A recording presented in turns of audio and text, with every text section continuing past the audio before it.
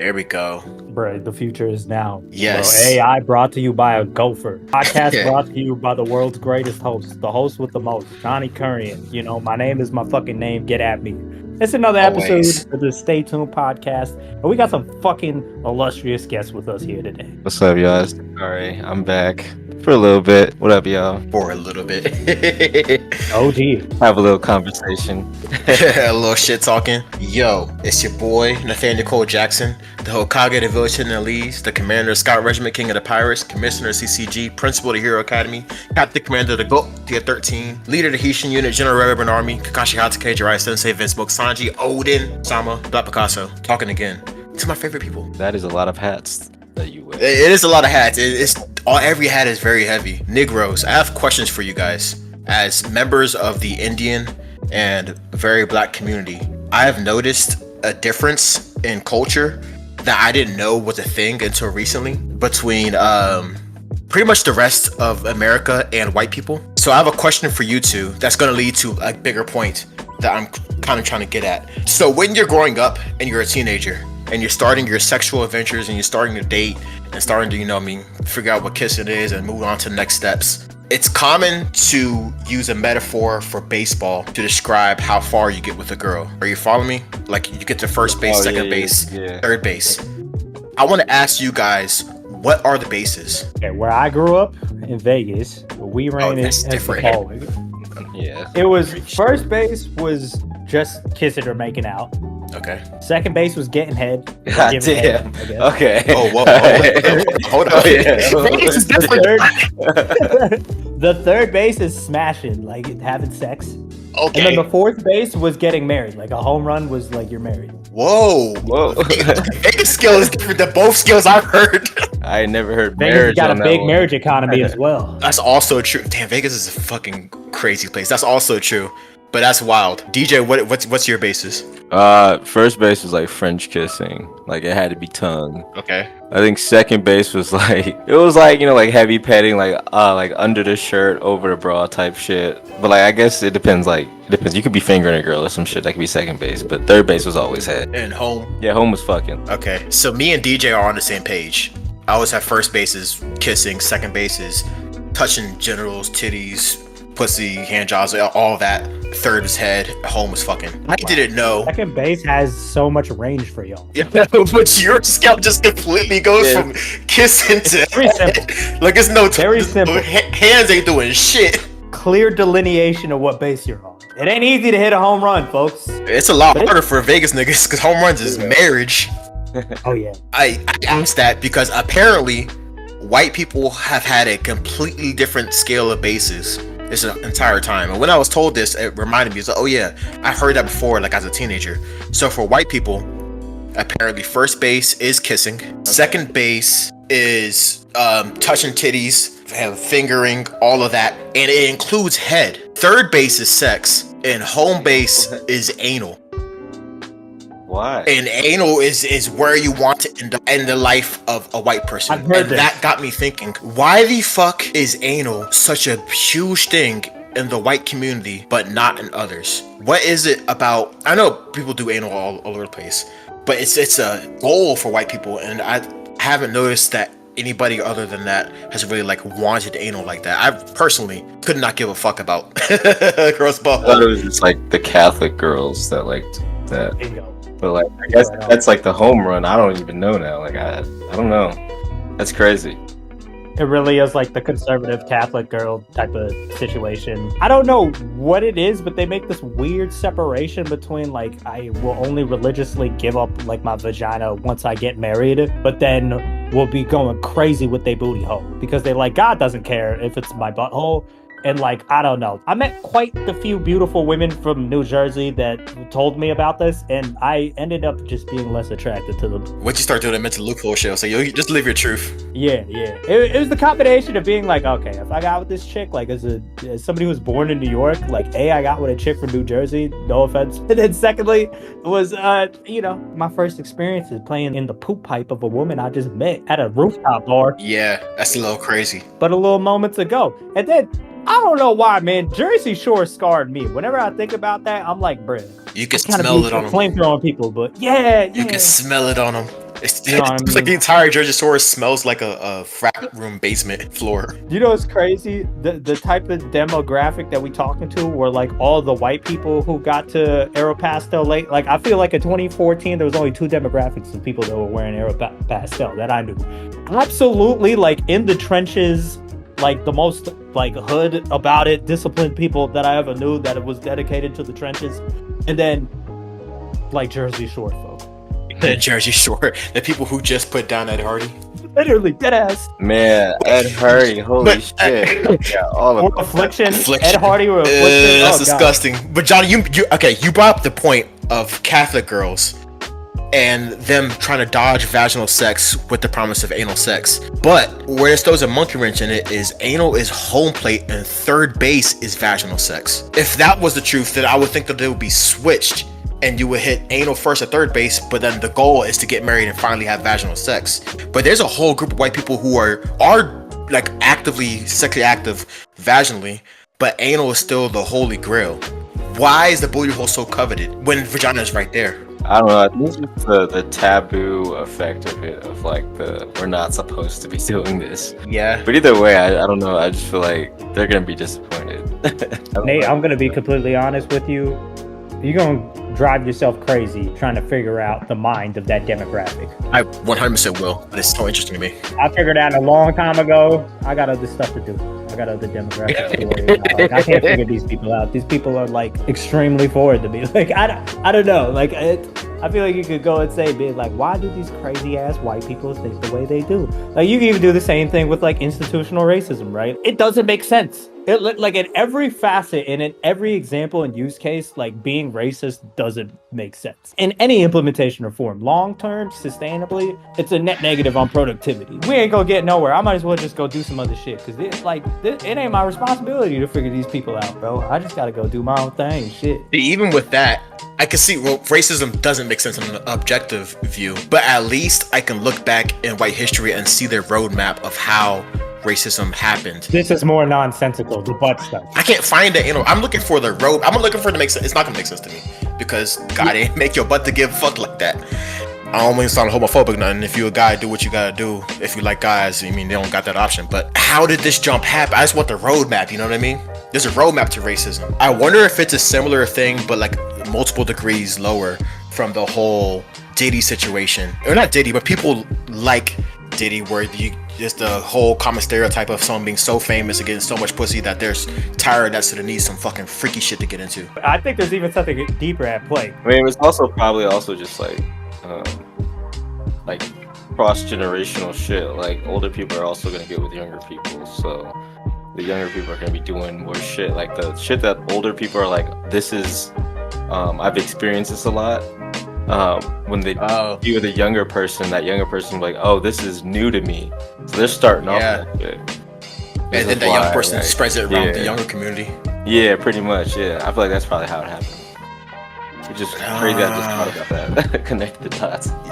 That actually makes sense because there's been a lot of, especially older niggas fucking younger women. Yeah, like white women. Like, I see. If you're like 30 and you hook up with a 22-year-old, it's like, okay, like you're gonna pass on some knowledge to her, and then it's gonna keep going. So when she's like a 39-year-old auntie, she's gonna be hooking up with the 21-year-old kid that just got out of college.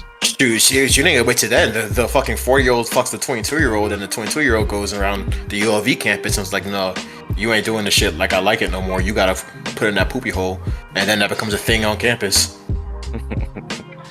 That is insane, but also porn. Also porn. Oh, no, absolutely. I'm leaving out a big factor. This is porn, but everybody watches porn. Doesn't? I don't know. Yeah, I'm definitely more conservative. I don't even watch porn. I read erotica now. That's it. I'm lucky with you. It's like, just give me a book. Give me a book. Bro, do you know it's actually a slept-on genre? I'm gonna put y'all on the audiobook genre, bro. You ever had like a bad bitch whisper the book you trying to read into your ear? Listen, bro. Oh no, I'm too old for that. I gotta have the physical book. I gotta smell the book. You gotta smell the book. You gotta turn the pages. I gotta feel the page between my fingers. Yeah, bro. That's funny. That's an untapped market though, Johnny. That's an untapped market. Not for real. I thought a while ago and damn, I kind of just threw this idea away. Not that I can follow through with it at all, but about making like a not a reality show, but I guess it could be a reality show or like a just like a sitcom series type shit about the actual someone trying to break into the porn industry and navigating whatever the porn industry is, because I feel like that's a lane that nobody knows much about, and that could be something that could be delved into. Like how, like there's a process to make it in the NFL. Like a show about making it into the NFL. There's been a million shows about that, but everybody knows you go to college, you do well there, you get drafted, you make it through practice squad, get whatever, get on the 15-man roster. How do you make it into the Brazzers top 10? I feel like a show about a young girl, fucking Emily in Paris type shit, trying to break into that shit, navigating that, all the fucking nasty shit that's in the porn industry. That's a lot of plot development right there. Nobody's tapped on. You have a reality show like Chopped, except I guess one person. Couldn't even imagine. Cocked. Oh my god. what's that one NFL documentary show that they be doing every season? Hard Knocks or whatever it's called, right? Yeah, Hard Knocks, and now they got like quarterback and receiver too. Yeah, you could be doing that, but like I guess with upcoming stars. Hard Knocks with porn stars is funny. The same music and shit. Yeah, exactly.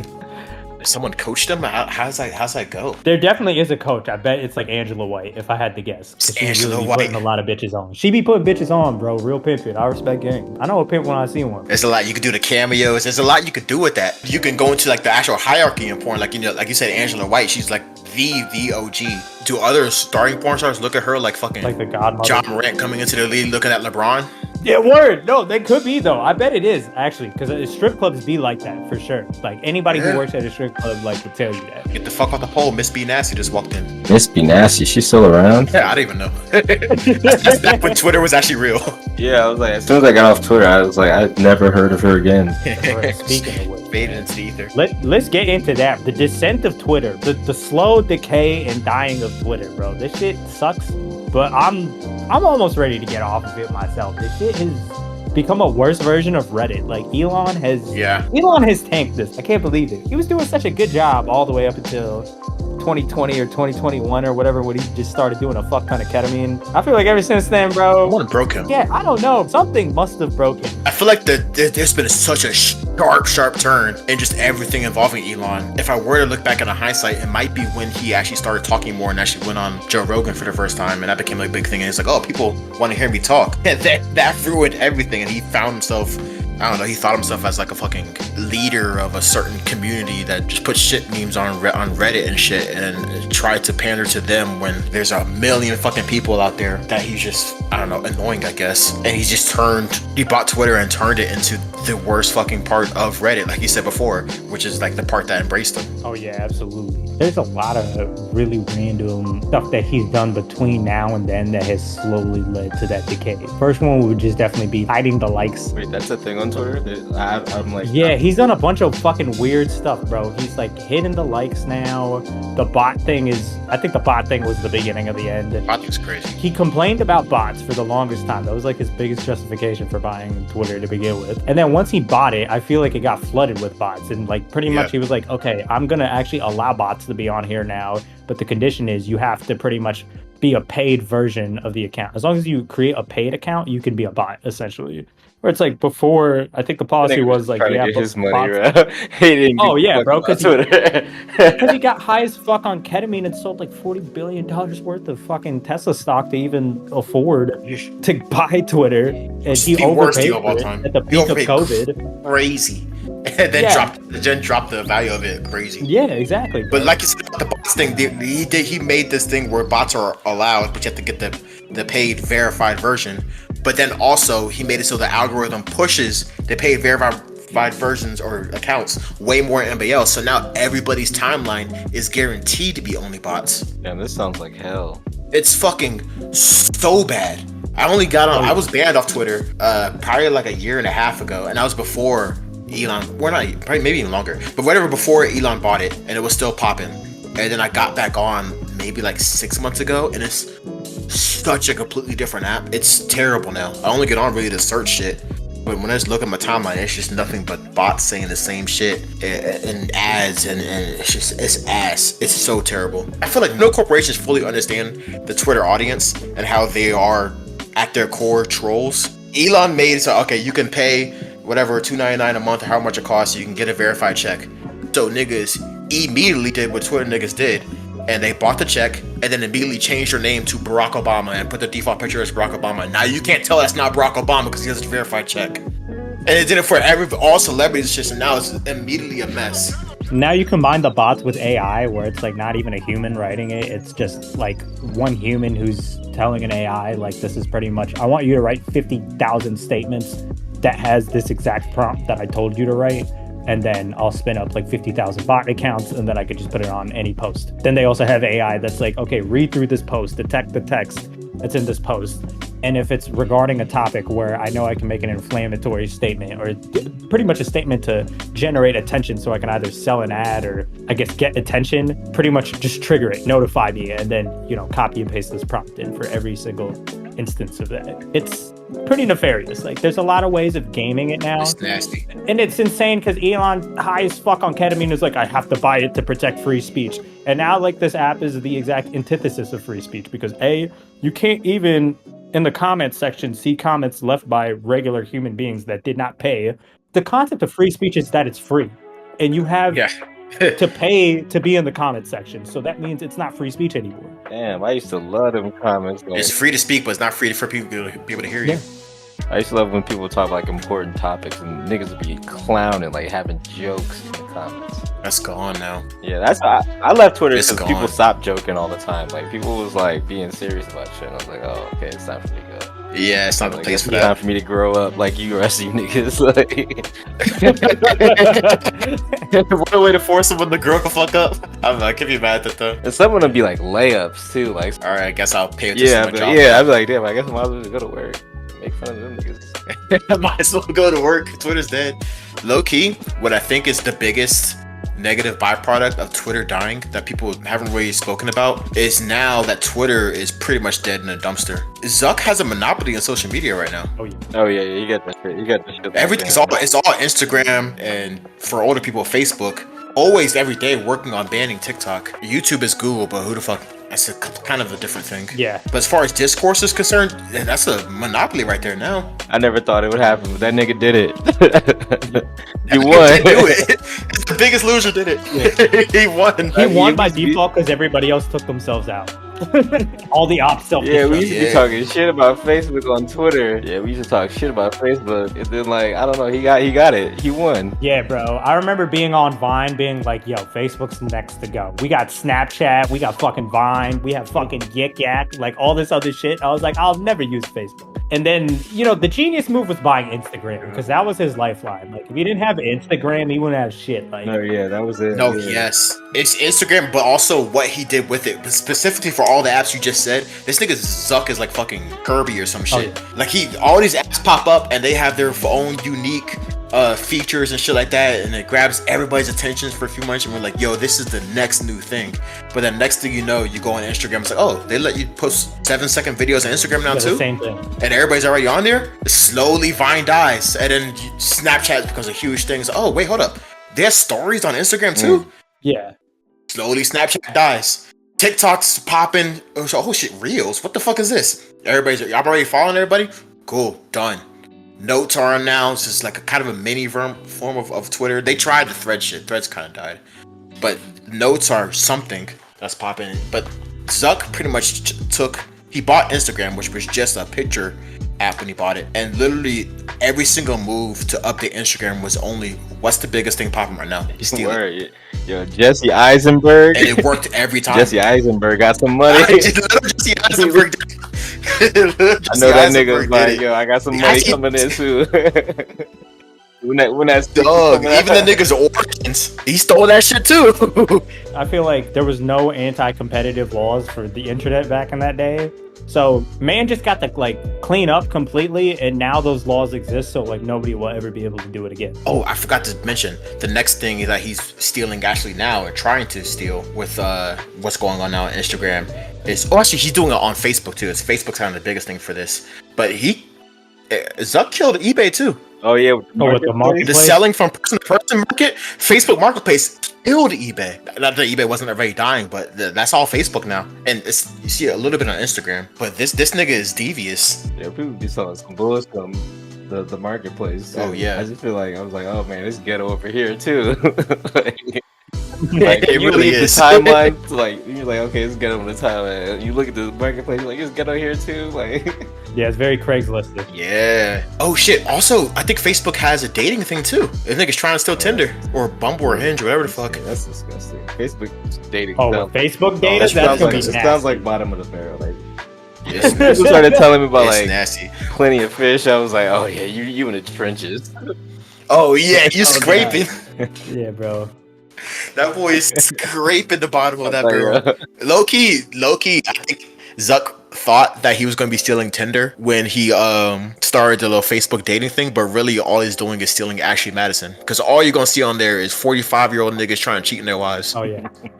There's gonna be a lot of the 45 Giving Facebook audience. I think there's gonna be a lot of 45-year-olds that were like, "Hey, you guys had pictures together when you were 30. You want to fuck now that you're older and more desperate?" It's gonna Yeah, you remember that old girl from high school? work. Yeah. Class of 1968. Right before Jim Crow. Yeah. Yeah, her confidence way down now. She'll fuck you. Yo, the older I get, and just seeing some like older people like their dating woes, I'm just like, oh, yo, y'all are really going through it. Like, I better get married ASAP. I better stop fucking around. For real. Because they always be real. talking about Is it it- on fucking Facebook of all the damn Yeah, places. yeah, they be on Facebook. I'm like, bro, Oh, I yeah. did not want to see this on Facebook. I feel like you just go to Facebook just to see whose lives are crashing and burning. It's a good crash out for him. The aunties be having groups, like social groups. You gotta get in those groups. Just see how these aunties is active, man. It's just Bro, what's the auntie social group looking at? No, That it's- sounds it's- actually very it's wholesome. bad. and healing. No, it's not. It's Oh no! It's a cheetah pant cesspool, pants. bro. A cesspool. Oh god! No, yeah, it's all text and like just bad photos. all on the 13 timeline. random numbers you don't know. 13 random numbers. Just setting up threesomes at Joe Scott concerts. Oh my God, yo, that's where it be at, man. Nasty. Or it's really funny when they start talking about the, like dating woes and shit. It's like, man, like all that Kevin Samuel shit really be working on y'all. Like, I feel like the worst case of those is like you always hear that they spent an insane amount of money during the period of time for no reason on the Yeah. man. yeah. Like the man wasn't even doing shit. Oh. He's like, yeah, I knew he was cheating on me, and I knew he had already like 3 other kids and a whole other family he had to take care of, and he had a side bitch, so I was his side bitch. His side bitch. Every auntie is a side bitch. Pretty much, yeah. God, I hate to see it. I know it's this point. Yeah, it's so real. All of the relationship gurus work on the aunties and uncles. I want to start a cult for real. Like, I just want to start my own. It's low-key seems so easy if you know the right demographic to target. yeah. It seems so Oh, easy. yeah. Watching like the whole fucking Andrew Tate manosphere like era of niggas come through and just easily get a cult following. It's like, oh shit, this is easy. They saw their target, and no matter what your target audience is, the common denominator is fucking insecure and looking for Yeah. guidance. Whatever that means for whatever you're at in I life. feel like they always are just going for the worst thing. They're always just like, I'm going for the worst. Like, this is the worst path I'm going to go with. They never find the like actual kind human being. Oh no. Which is crazy because I feel like you have to actively not search for that person to end up in these scenarios as frequently as they do. No, yeah, I feel like that's why people like LeVar Burton. I don't know if he's a good nigga, but he needs to start his own little manosphere. Get people on the right track. LeVar He Burton. just looked like one. He was on Rita Rainbow.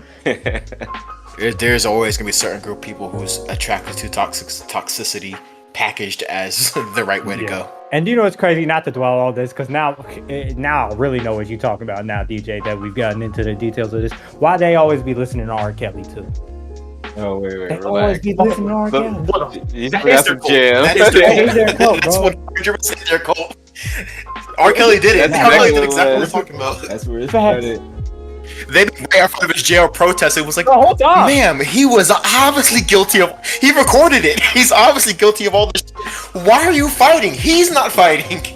The self-proclaimed Pied Piper, bro. He called himself that on He purpose. was in fucking concerts, singing the foreign women, being like, "Do you want to come to America?" He married a 14-year-old. This wasn't a year or two. This wasn't fucking Offset's career or Ice Spice's career. We're talking 2 decades deep. Crazy. And they were like, yep, the music's still the music. And I know that they saw it because this group of people sees everything R. Kelly does. Hey, if you know who's up next, P. Diddy. This Diddy shit is so fucking crazy. This court case is going to be one of the most entertaining things ever. Y'all think he's making it to this court case, or are they going Epstein? Because I think they're Epstein. I have no idea the type of people that he has dirt on.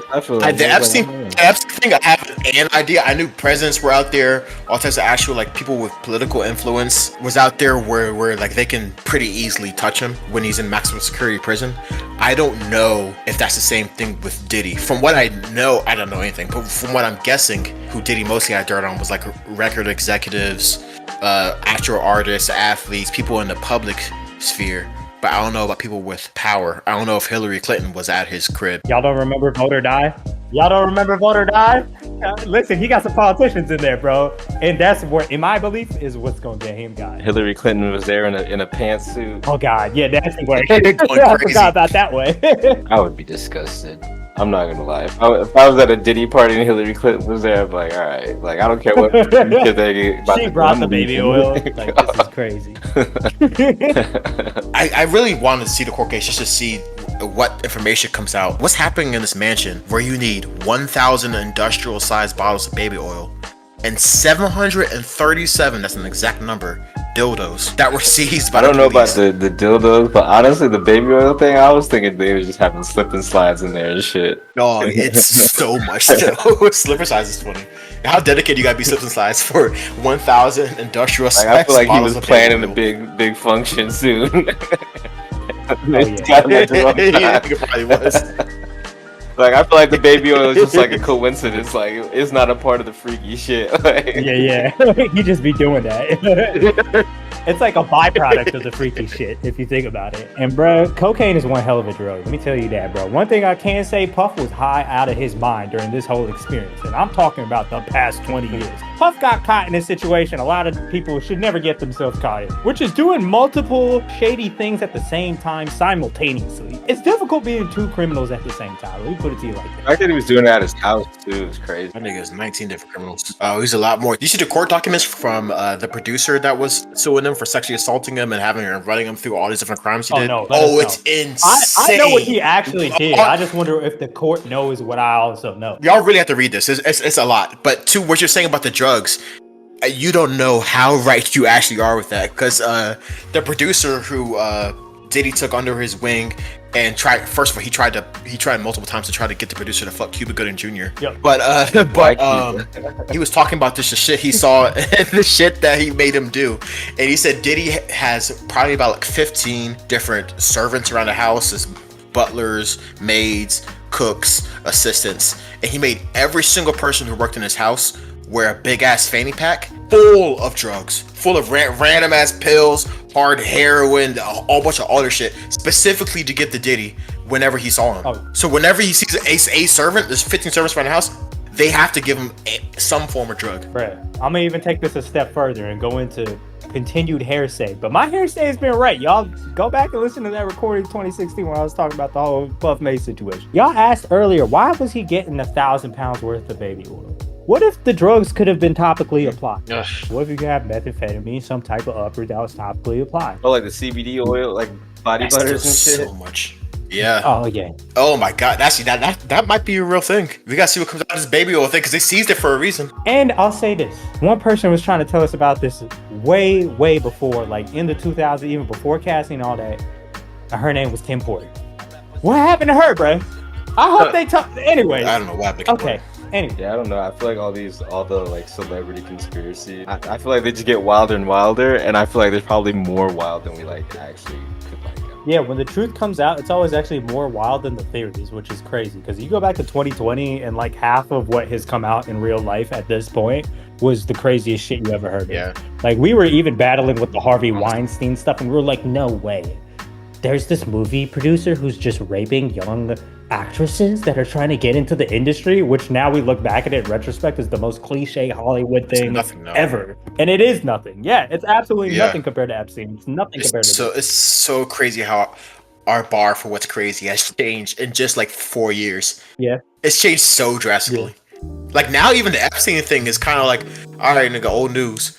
Yeah. I was like, which is wild because it should be the craziest thing ever. Like in this ever, century of humanity, I would argue. From like really, post World War II to now, like we literally have a Mossad opted, politically led sex trafficking organization that had a member of the English royal family, as I mentioned, Mossad, and several of the world's most powerful, multiple presidents.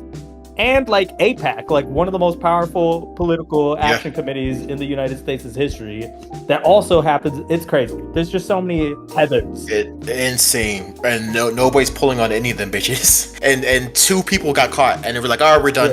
What do you mean we're done? We got 2 people caught. This is a humongous, big ass organization. There's a whole client list full of people who we know raped kids. Crazy. It's crazy. It makes it so funny that like to look back and think of like just a few years ago, that whole fucking, I forgot the person's name, the lady from Full House and the guy from like Shameless, and there was like a whole scandal of like lying on college applications to get their kids in, and that was big news back then. Yeah, you know what I'm talking about? I forgot her name. That would never be news. Yeah, that would be like, that'd be like the early news. They'd be like, put that on when everybody's at work or some shit. Not for real. What I will say is that the people who funded Epstein are probably the same people who funded Diddy. The same client list that there's a lot of overlap, I would say, probably between the funders and the clientele between the Diddy freak-offs and the Epstein shit. If you had to take, let's say, high-up music producers, the bankers that got involved, and the politicians that got involved, I bet you'd see a huge overlap between Diddy and Epstein shit. I bet. Yeah, I would assume so. I feel like that world is so small as you get more and more to like. Yeah. And those guys really have the power to kill. It's just crazy. It's really crazy to me how easy this shit is to cover up. Because it gets reported. It gets reported, but then it gets suppressed. And then just shit moves on. You got a new news day. And so there is a step above that we need to look into. From the Drake shit, to the Diddy shit, to the Epstein shit, to the Weinstein shit. There is a level above. We need to start looking at who is financing this stuff. That's really where this Illuminati shit is going down at. We keep looking at the pawns at the board. Look at the full chessboard. There's other pieces on the board outside of the pawns. Even the last party that Diddy threw like a couple of months ago when everybody still knew he did that shit. Wait, this nigga was having parties a couple months ago? And with a big ass bed. Like what I'm talking 3 months ago. The bed is gigantic.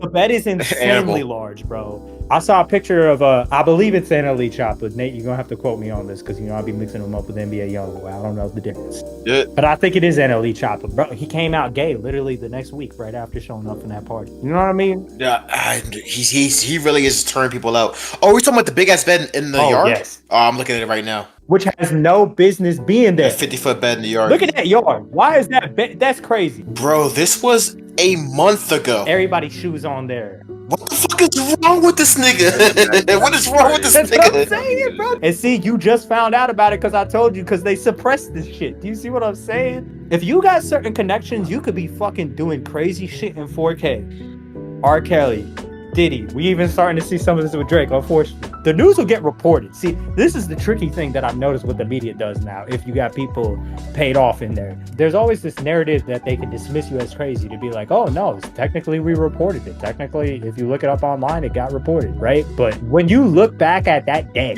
when that news article broke, was that the biggest thing being talked about? Or were we talking about fucking, I don't know, like Kamala Harris wearing a tan suit, and is that gonna win over the state of Wisconsin in this election? Like, bro, no, we should have been talking about the P. Diddy big ass bed in his backyard with the Costco pack of baby oil in there while the trafficking shit is going on. While the trafficking shit's going on. It's weird. I low-key think a part of it has to do with the humongous shift that's happened in the spread of information. Whereas before, social media really like got like up and going, like hardcore going, like probably before 2010, and the entire time before 2010, the news and like only specific channels had kind of a monopoly on any information being spread and the narrative on everything. Whether that's a good or bad thing, or whether it's the truth or not, is a whole different conversation. But now, since Twitter has really got going, and independent journalists have been able to like actually put out shit on Twitter and Facebook and stuff like that, and actually reach people, and people are able to reach each other with different articles and different shit is happening.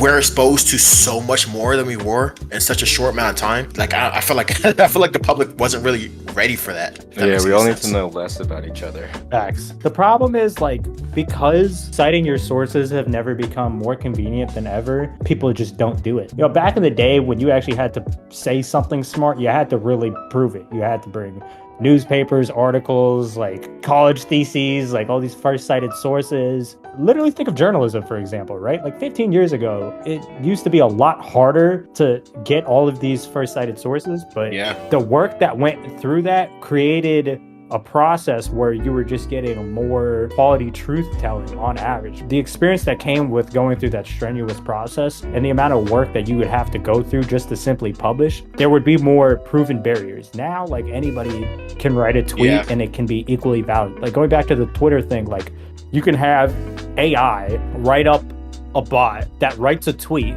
that has just as equal footing in the space of social perception now. Yeah, shit like that gets picked up so much that actually becomes competition with real journalists, and now real journalists can't compete because it takes time to actually build a real story and get real facts and sources to cite behind everything you say.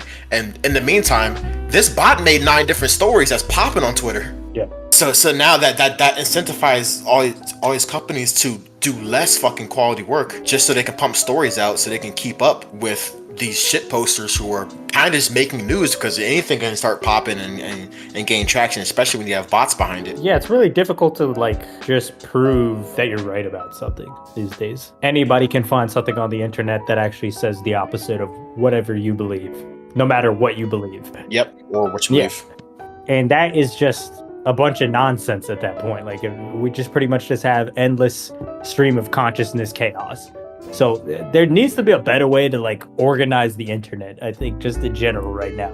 Shit's gotten out of hand. We have monopolies that kind of designate these certain spaces, and because of certain capital incentives where if you get more clicks or more views, then we can put more ads on that page and then you get paid per click based off of the ad that you show. Like, something within that needs to change. Yeah, but it's hard because that means taking money from people's pockets. And also it means some form of regulation, and I don't know what body is trusted enough to regulate the internet. You know what I mean? That's also equally scary because then, you could have a government that controls the internet, like China, and then like China, Korea, all these places, Russia. Yeah, that's not a fun place to be at either. So, but it is up to Congress, I would say, to try to regulate at least social media. But the thing is, we have like the most ill-equipped, most uneducated, senile group of Congress to tackle this issue known to mankind. They don't know shit about the internet. I've listened to some of these C-SPAN hearings, like for the Senate Intelligence Committees, even the House of Representatives. They're over the TikTok one. They're horrible. The TikTok one was disgusting. It was actually pretty racist. Like the TikTok one was crazy. I had to turn it off midway through because it was kind of racist. They couldn't grasp the concept. Like Tom Cotton, I think he represents Arkansas. This guy couldn't grasp the concept that Singapore was not an entity of China. The CEO's from Singapore, the company's based in Singapore, and he was like, well, you have to, Xi Jinping can call you and tell you to do whatever he wants when you want. And he literally couldn't, I encourage people to go back and watch that. Tom Cotton could not grasp the concept that Singapore was not in China.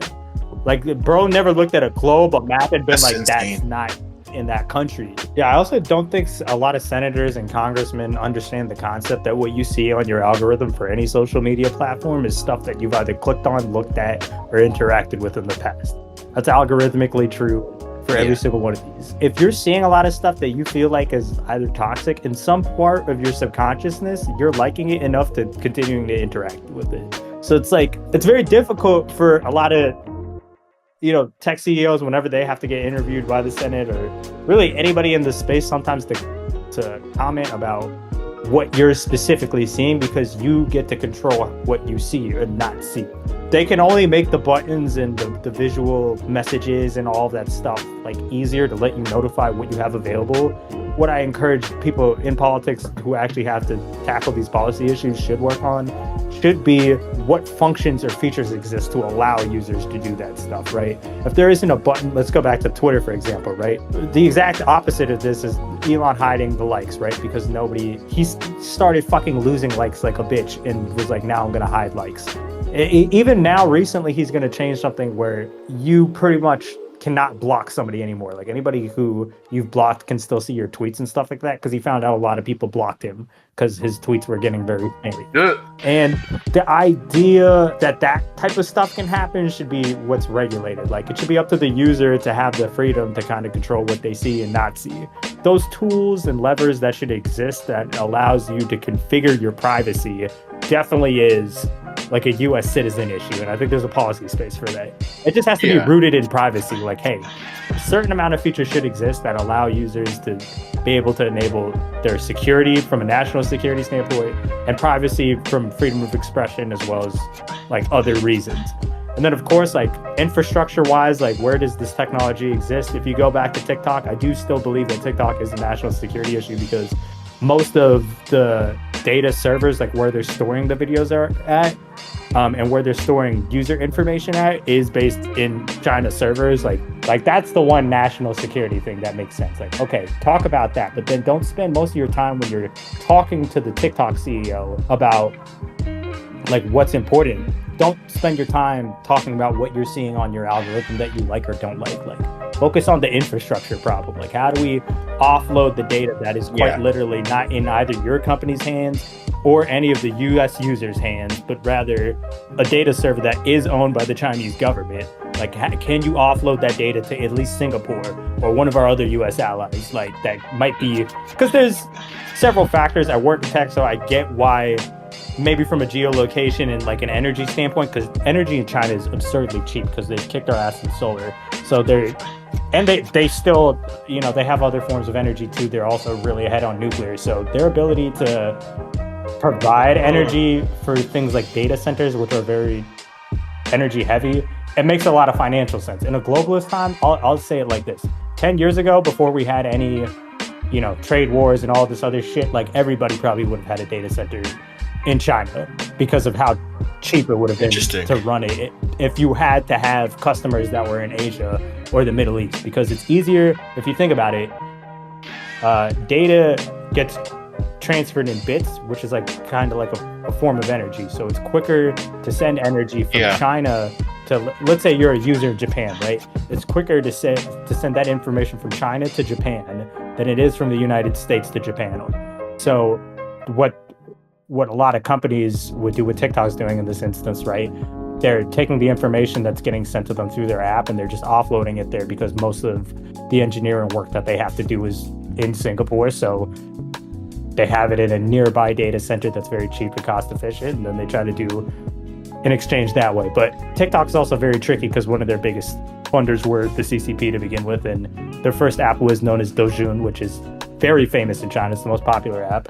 It's crazy. Douyin, if you go to China, the way that they use it, it's TikTok, but it's so much more than that. Like, TikTok is just a spin-off of like the main thing that you can do. You can pay for stuff using that app. It works just like Twitter too. Oh, I've heard it's this. Crazy. It's like, it's one app that does everything, low key. It's like Facebook Marketplace, fucking payments like Apple Pay. It's still TikTok. Like, yeah. It's crazy. But because of that, that's also really dangerous too, because look at all that data that's on there. That means your location, your payment system. Oh yeah, everything. Yeah, so they got China. Which fits in with the CPP's kind of agenda with the Chinese citizens. Yeah. It's super covert surveillance. It's like, you know, they want to have everything, so why not, you know, give them this everything? We own it. But one more thing too. There's a video, I might have to send it to you guys. I don't know if y'all saw it, of Jerry Jones talking with Jamie Foxx. Oh yes. Did you see what I'm talking about? No. I think it was at like the Cowboys fucking training camp or some shit. Bro. And this DJ, have you seen what I'm talking about? Great slave owner talk, bro. Talk about, bro, they gotta at least have an 8.5 dick. That's crazy, bro. Jamie Foxx is on his like live or something like that, and you can see he's sitting next to Jerry Jones, and Jerry Jones talking to someone else, and Jerry Jones kind of standing above Jamie Foxx. And the exact words out of Jerry Jones' mouth where he was talking to was like, "Oh, this guy's 5'9", 220 pounds, runs a 4.41, He has 9.5-inch hands and 8.5-inch dick. And then he realized Jamie Foxx recording, and Jamie stops it real quick. I was like, what? I gotta send you out a video. Because 8.5-inch. First of all, who are you talking to? Second of all, are you measuring these niggas? Is that happening in the combines or in the Cowboys locker room? Yeah, Jerry Jones be in the combines, being like, "Yo, if you want this, you want this Cowboys pick." He be the new P Diddy shit. Oh. Now that we talking about it, bro, at the combine, he's like, "Yeah, your vertical's good, but drop them pants. I gotta really see if you gonna be ready to ride with the star." Jerry 8.5 is so specific. 8.5 is so specific, but also 8.5 is obviously a hard measurement. Yes. What's happening in the Cowboys locker room, dog? Yeah, I'm trying to figure out why Jamie Foxx was hanging out Insane. with Jerry Jones. Yeah, there we go. Talk about it. That's Like, I don't know. Whenever I see celebrities with these Stupid questions. sports team owners, I just feel like, damn, these niggas not have friends. Do these billionaires not have other Yeah, friends? I be thinking the same thing about Michael obviously Rubin, bro. Jerry Jones also specifically racist. Yeah, bro. Michael Rubin shit is weird to me. I need to understand the Michael Rubin shit. There's something Bro, behind this that. was the thing I wanted to get into. See, when we were talking about Diddy, I hinted at something from before that I wanted to get to that was spicier. That Michael Rubin shit, Nate, like you said, bro, it's a little suspect too. It seems like the pattern is it's the same pattern with the Rubin shit, ain't it? Yo, I was thinking the same things. Like, I was looking at Michael Rubin shit. I was like, okay, he owns Fabletics. Okay, that's pretty popular. They sell all like the official gear for the NFL and shit. I can see how he has some money, but how is he connected to all of these niggas, specifically niggas? Because looking at him, I was like, okay, is he involved in the music industry at all? Look through his shit, not really. Is he involved in sports agency or anything like that? Not really. Is he culturally kind of in that zeitgeist? Also, not really. He has Tom Brady at all his parties, all the Kardashians, every single athlete, every single artist, and no clear connection. It seems like some shit. I mean, out of nowhere too. Yeah. And if you look at the fundamentals of Fanatics, it seems to me whenever I hear about them on the news, I feel like the value that they're always like discussed about to be at on the news seems quite inflated. The company to be like in the tens of billions of dollars of net worth. And I mean, that to me is very suspect. It's Yeah, if crazy. you actually know how much money that is, I just don't believe that the fundamentals are there. It just seems like it's quite easy when you have an IPO to inflate that money. And it's like, bro, this dude just came into billions quite early. And I look at how he made his money and it was like, oh, just selling jerseys. I even took it a step further because I remembered when we were kids, like sports industries used to have monopolies on their jerseys. Like the NFL would not allow fucking anybody except the NFL to sell their jerseys, or the NBA too, right? That's what I was about to get into. Yeah. I think the big thing behind Fanatics is somehow they've been able to make themselves the authenticated jerseys for the NFL and NBA and I think NHL too. But that's even weirder because how did they get this relationship with all these leagues? Like, what's behind this? Because it's literally just like you're saying, Johnny. The NFL and all of these companies are There you go. hard on their copyright law on anybody except for who they verify, which used to be just their league, but now it's all Fanatics. Why is that? Why are they just throwing this to Michael Rubin just for like Michael Rubin doesn't provide anything really for them. Anybody can make jerseys. Anybody can make training cards. I don't know about y'all, but when I grew up, we all had some OG that would be selling jerseys and like bootleg VHS tapes out the back of their trunk. And it's like, how does Michael Rubin get that spot? So many people have been selling jerseys since the beginning of time, bro. All different types of ethnicities, bro. Middle Eastern, black people, bro, Latino people, bro. You go to Mexico, there's a jersey guy. There's a guy who can get you a jersey. You can't tell me that this guy, Michael Rubin, was the guy who was able to break through this monopoly stranglehold that all these companies had. He found some jersey making fucking technology that put him over the top. You should have seen the DMV after Sean Taylor died. Nigga, every single person in two states and one fucking Providence, wherever the fuck, was a jersey maker. They were everywhere, anywhere. You look at fucking Sean Taylor jersey with number 1 for some reason. They are all over the place. Anybody can do it. Literally anybody can do it. So it's just crazy, man. Little, I don't know. I just be having questions. That's it. I'm gonna leave it there. I can't allege anything. I'm gonna be speaking on stuff I don't got the information to, but I'm just asking questions. Yeah. If you listen to this, but just keep your eyes on Michael Rubin, dog. Keep your eyes on him. Don't be surprised when something comes out. Remember, Johnny was right about Diddy. Remember that when it comes back to this Michael Rubin shit. Yeah. DJ, I dropped the Jerry Jones video in the chat too. Yeah, I'm not gonna lie, I have no idea how to even get to the chat. I am an old man. And it's crazy because, like, with Jerry Jones having these principles and stuff, like, it clearly ain't translating on the football field. Because, good Lord, the Cowboys, they booty right now. I be feeling kind of bad for them because they got the talent. I really do feel like it's more of a coaching thing. And also, Dak needed some more time to be developed. I feel like he got thrusted in. If you look at Dak's career, like he kind of got thrusted into this because Tony Romo was just kind of like, he was just old and it might have been a little washed at the time. He was and out. Insanely overhyped. So for like Tony Romo to even want to get out of the spot when he should have got out of the spot was a whole journey. So to get Dak in there was crazy. And then since there, bro, he's had ass coaches. Like Mike McCarthy is not a good developmental coach, I would say. And the offensive line is just not great right now. They really get into Dak super duper easy right now. Hey, right. That's going through it. Bro. I feel bad. I even feel bad for Micah Parsons because I feel I can see him when you see him play. Like, I like Micah Parsons. Yeah, bro. I feel like ever since last year, I'm unlike y'all. Like, I mean, everybody else on the pod pretty much played football in college. 2 years ago, it finally clicked to me the importance of the offense and the defensive line and how important it is for coaches to allocate enough resources to either block for the run or either block it for certain passes. You really can't get into what your offense is supposed to be if you don't got a line. Same with the defense too. Like if you're not putting any pressure on the offense immediately, like they're just gonna run the ball down. It's a very painful way to be on the losing side of a football match when they running it on you. I feel like that's the worst type of asshole. Yeah, you telling me? Yeah, bro. It really is. It's so the worst. Just that, you're right. You're 100% right about that. I've been on games where we lost and got blown out because it was like big plays every other play and shit like that, and that's frustrating. But there is fucking nothing worse than being on a defense and every single play is a 6-yard rush. That's I hate. That's the worst thing ever. That's the worst thing ever. I never got it until recently. Now I'm like, yeah. You play DB, like you play corner, it's like, yo, like I'm not even doing nothing out here. Oh, that's so frustrating. That low key reminds me of like this memory is burnt into my brain. And by the way, if you listen to this, fuck Cole Gallimore.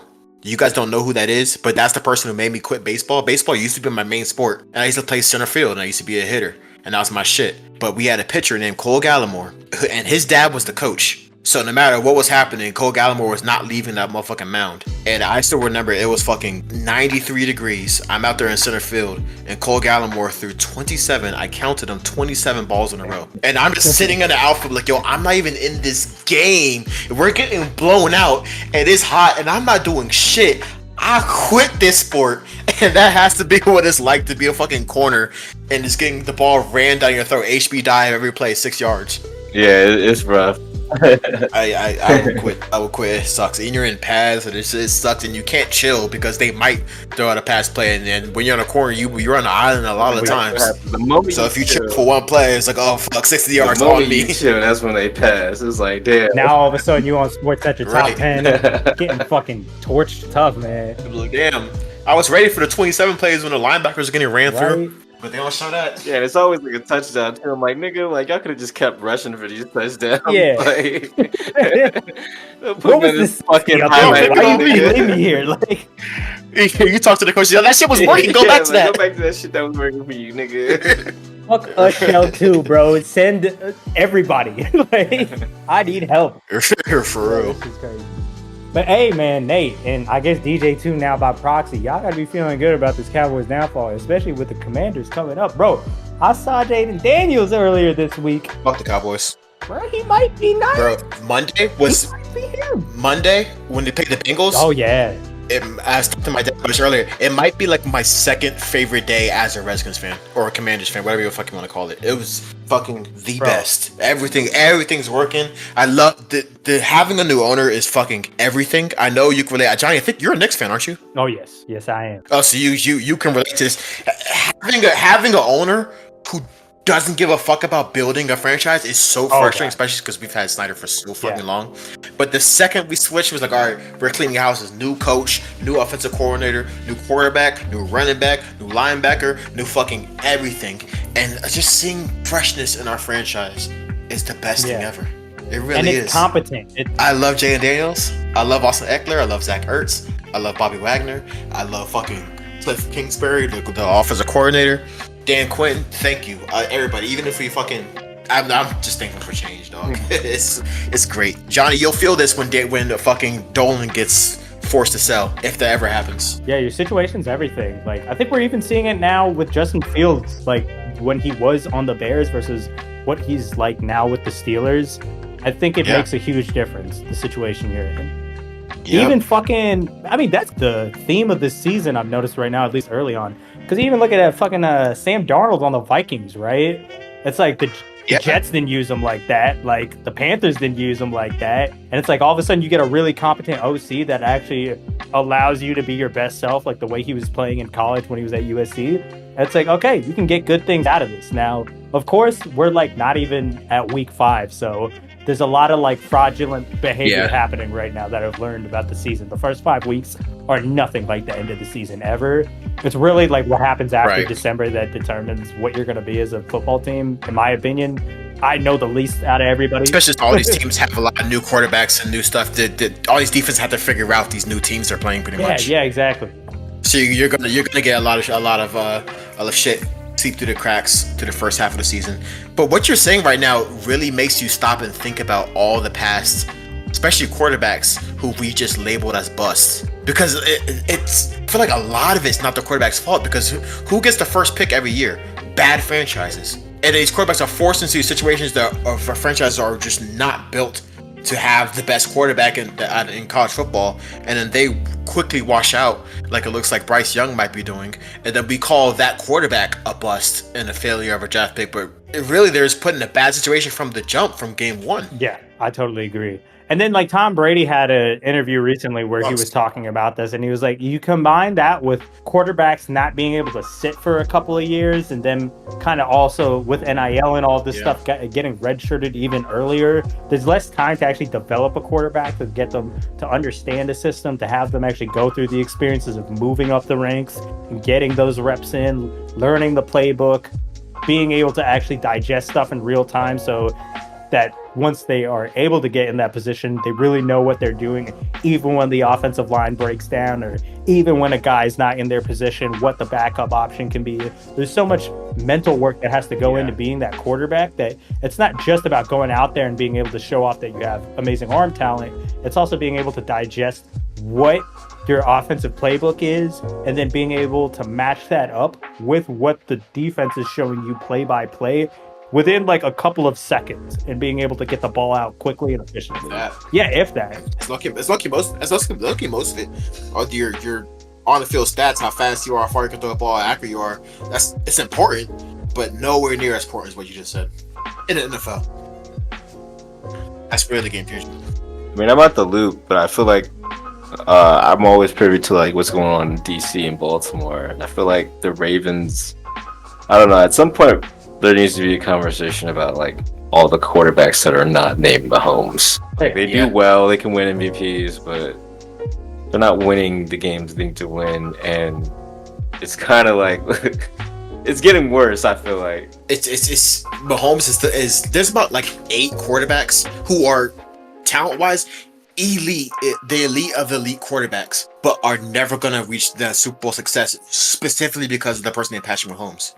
Like Lamar Jackson, Josh Allen, Jalen Hurts, Joe Burrow, that whole group right there. There's probably a few more names there. They're all good enough to win a Super Bowl. They're all good enough to win multiple Super Bowls, but won't because of literally just Patrick Mahomes. But I don't know, like, to me, it doesn't seem like, I don't want to take anything away from his greatness, because I think he's a good, great quarterback, but I don't know if it's so much of Patrick Mahomes is so good, or if it's just they're not as great as we would think they would be, if that makes sense. Because I feel like, I don't know, it's hard coming from like an era of great quarterbacks where we had like, there was a time where we were debating whether Peyton Manning was better than Tom Brady. Like that was an ongoing debate every season, to where like now it's just like, okay, who is going to be Patrick Mahomes?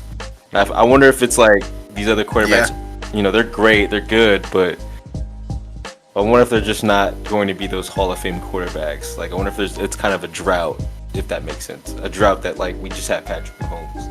I agree with you with Lamar. If anything, I can't say that Josh Allen isn't one of those guys. Oh yeah, but Josh Allen's nice too. Josh Allen seems like he's a great. Josh Allen's a great, and Joe Burrow's great too. I mean, their team is doing That's a the travesty, Bengals' fault.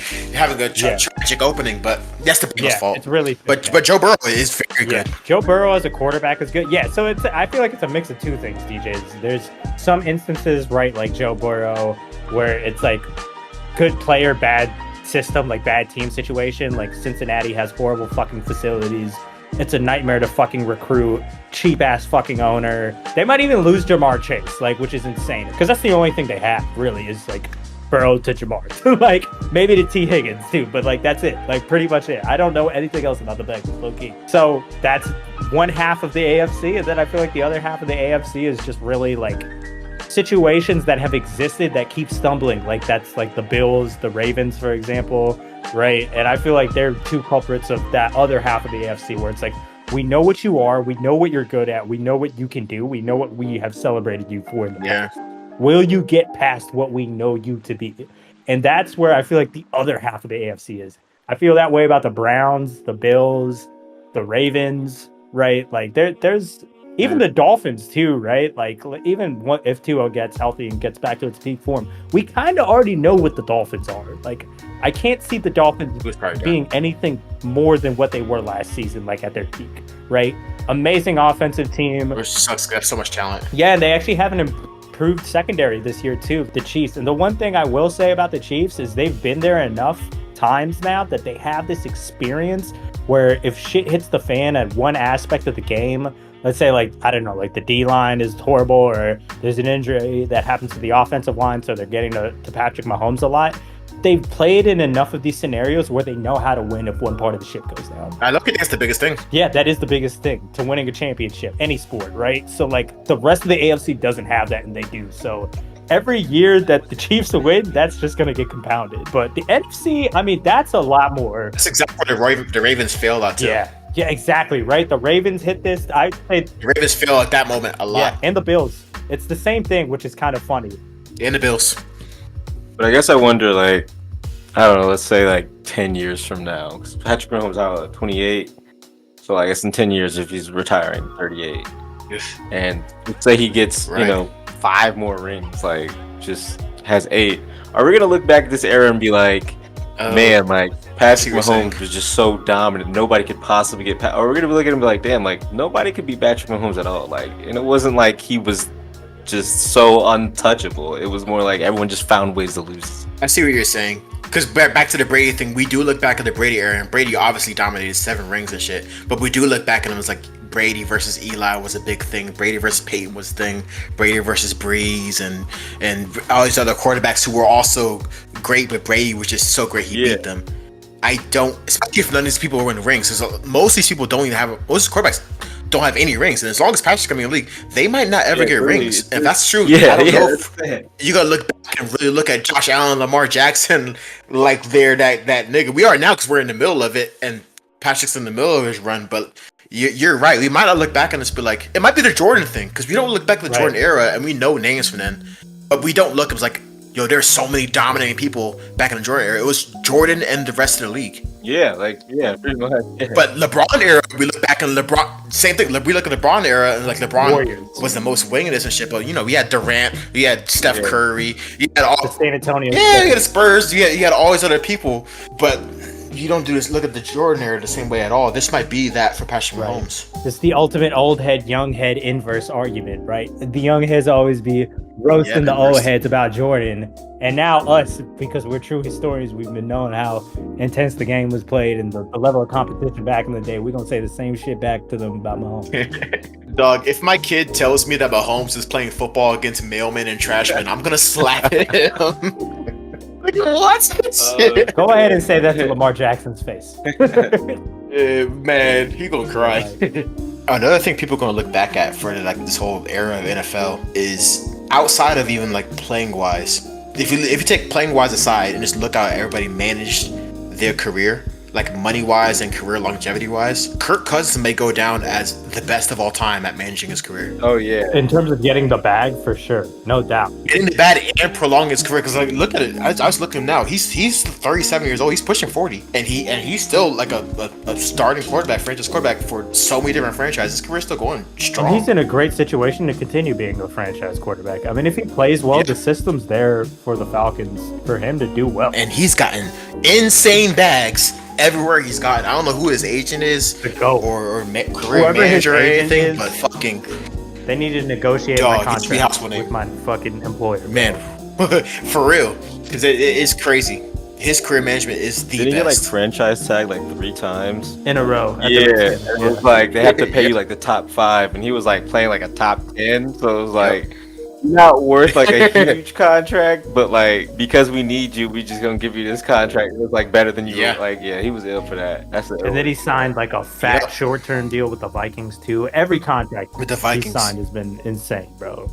GOAT agent for sure. And then the biggest thing is the fucking Falcons, because he negotiated whatever crazy bag he got with the Falcons, even though the Falcons were planning on getting the same drafting a quarterback, one of the top picks in the same draft. Right. I forgot who they got, but they got somebody. Yeah, yes, Matt Penix from Washington. Right? Yeah. Washington. Yeah, they drafted Penix and still dropped a heavy bag of Kirk Cousins. Like, how were they able to negotiate? He's coming off that? an Achilles, and he's old as shit. Like, coming off an Achilles, and he was like, also like his ceiling was like maybe a playoff game.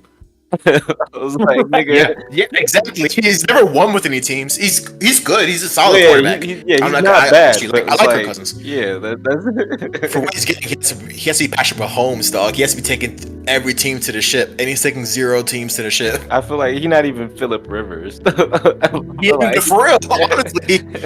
He getting the bag, man. That nigga's he's a more well-liked Tony Romo. Yeah, definitely Tony. He's Tony Romo who will wear a chain and a shiesty. That's the only difference. Yeah. He's Tony Romo, but is willing to wear a chain and a shiesty. Who was smart enough to stay away from Jerry Jones. Yeah, really? Damn, that's crazy. I think you're right. We're just in the middle of it. Because, like, even 2 years ago, people would talk about Tua, like, Tua's one of the great quarterbacks, and we actually would probably say the opposite. This is a quarterback's league right now, looking at all, like, the names on paper, but Tua's career is probably over, and all his other careers are probably going to be over soon, too, and they did nothing. I don't think Tua's career is over. I think he's got one more concussion in him. Yo, this nigga's in double digits, probably, and not even, like, regular concussions. This nigga's been, like, out. Yeah, I don't think he's got any concussions in him, but he's gonna play like he's got one more concussion in him. That's the fucking problem. And Roger Goodell's gonna let him. He gonna play like that because he probably forgot last concussion. I don't know if it's gonna be this season, but we're gonna be having this discussion in the next couple seasons. I understand concussions are bad. You know, you got to take care of your mind, but there's other like long-lasting effects on your body that people go through, and I guess it's not your brain, so maybe it's not important, but like, you know, there's people that are on pills for chronic pain for the rest of their life. So like people with, you know, Parkinson's and all of this shit, like there's a lot of other shit that's come out of long-term playing football. So it's like, I feel like it's gonna be hard to be like, for concussions to be that thing to like end it. Like if you know, people being paralyzed and shit or not walking straight and all these other ailments didn't do it. Yeah, like we completely stopped talking about that. That's right. Before the concussion era, there was the Ryan Shazier era where like niggas were getting paralyzed semi, and they did do changes and stuff like that. Like, all right, no more hitting the crown of your head, and then they put focus on that, and they put focus on tackling you right and all that shit. But at no point were they ever like, yo, we got to stop the sport that's paralyzing people. Like, this, at the end of the day, it's a $1 billion industry. We're gonna run regardless of your body's work or not. Yeah, Sharp got both of his hips replaced. Like, yeah, like, Doug Dion lost. Yeah, it's like, yeah, like the brain is important, but like so is the rest of your body. I don't think they can do anything about I think it. honestly, the biggest thing we've lived, especially me and DJ, just the time that we play football. I think we've played during a really important time where there's been a lot of shit that changed because we lived through the era where we noticed all the problems with it, and they made a lot of good changes as far as getting your head out of a lot of collisions and shit like that, which has made a big difference. I don't think people realize that unless like you actually play through it, but that makes a big difference. But also, I low-key just think niggas just need to know the risks that they're taking playing the sport. Like I just think football should be treated like MMA, if that makes sense. Nobody in MMA thinks that, okay, I'm safe, I don't have a risk of breaking my leg or getting brain damage or anything like that. But until recently, people thought they were safe playing football. But keep the sport relatively how it is. You can make changes like they have, but not changes to the point where it changes the sport entirely. If y'all had kids, would you want them playing football? And then when would you want them starting to play football? Or would you go flag and then tackle? Like, how would you handle it? No, I feel like this is a big misconception. I talked to my dad about this a lot, between people who've grown up playing football, people who don't. The type of hits that get you brain damage, they don't start until high level high school, really. Like when you talk about kids playing football, they're not doing anywhere near. It's pretty much like wrestling, tackle. Growing up and shit like that. Kids, you're not getting any of those hits of kids. You should be wasting your time out there. No, real hits don't start until high level high school. If you put your kid on regular football, they're equally as safe as they're playing flag football. So yeah, start early. Get those skills early. And when you start early, you really learn how to tackle, which is right, because a lot of injuries happen too when people the first year playing football is junior year or high school, and you don't fully know body function wise how to go into a tackle when you're not thinking about it. A lot of people do, and then that's how you go into a tackle, fucking back straight, head down, and you're paralyzed, and you're like, oh, the sport is dangerous, which it is, but also, nigga, it's entirely different when you grow up tackling as a kid. Those motor functions come naturally, so now everybody who play football as a kid, you're not tackling weird at all, because those functions they're baked into your body. Until like you get to like the college and pro level where you have niggas who are 260 pounds running a 4.2, and that's a whole different thing. Those are actual little train wrecks where bodies can't live through that. But like for most people, you're good, dog. Start early. Start early is actually better for That's you. a good misconception that you put away. Yeah, because to a layman like me, I don't know that. Like when I got kids, like I'm not sure like what's the plan. Like what should I be doing? When do y'all start? I started early.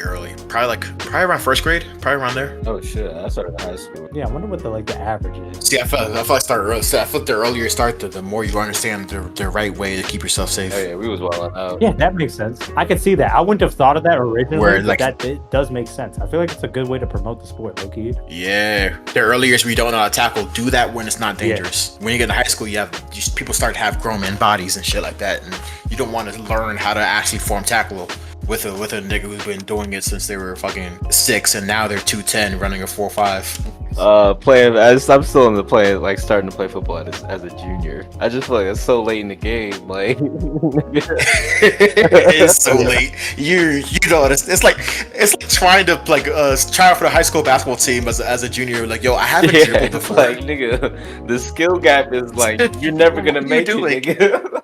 Especially No, like you're not. You never sport, understand like, the holy game. shit, like Outside of even playing, even like a understanding the game it's level, like not an easy you're game. not going to understand the game by the time you graduate, let alone be able to be in it. Yeah, like nigga, you're not gonna make it out here, bro. Bro, I got one last topic, and we could probably wrap it up on this, but I gotta ask y'all. I feel like I'm getting old. This is the first trend where I've seen where I'm like, bro, I am for sure getting old, because I have never seen nobody do this. I'm only hearing that the kids are doing this, and I don't get it. And that is galaxy gas, y'all. Fucking nitrous oxide, the whippet shit. What is this, man? What the fuck is going on? I even saw Kanye on this shit. Low-key broke my heart a little bit. I was like, Kanye trying to be young and cool, just picking up a new drug. This ain't it. I feel like the kids too, especially like can't be buying weed. I remember a time when smoking Yeah, weed because it was taboo. like illegal and shit. Like you had to really like try to get some weed. Now it's like I guess it's legal, so they should be having an easier time getting. And that's why they're switching to nitrous Right. now. They had to find some new shit. Also, back then when smoking weed was like taboo, you also sometimes didn't know what you're getting. Like at that time, like K2 was like in the streets too, and synthetic weed was somewhere. Shit is actually dangerous, salvia and shit like that.